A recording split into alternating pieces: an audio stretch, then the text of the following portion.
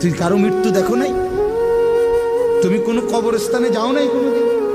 তুমি কোনো লাশের জানাজা পড়ো নাই?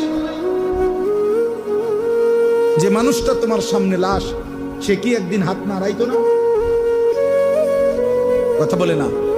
তার চক্ষুই খোলা ছিল না কোনোদিন? সে কি একদিন দৌড়ঝাঁপ করে নাই দুনিয়ায়? সে এখন মরে যাবে না কেন? সে হাসে না কেন? তার হাত নড়ে না কেন? দয়া করে বুঝতে শিখে। আল্লাহ তাআলা বলছে, বল তানজুর নাফসুম মা কদ্দামাত লিগাদ। আমার বান্দা, খেয়াল করো আগামীকাল কিয়ামতের জন্য তুমি আজকের দুনিয়া থেকে কি পাঠাচ্ছ। এটাই তোমার আখিরাতের পুঁজি সংগ্রহের জায়গা।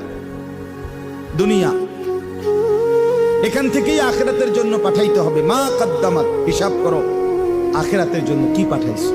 ওয়াত্তাকুল্লাহ,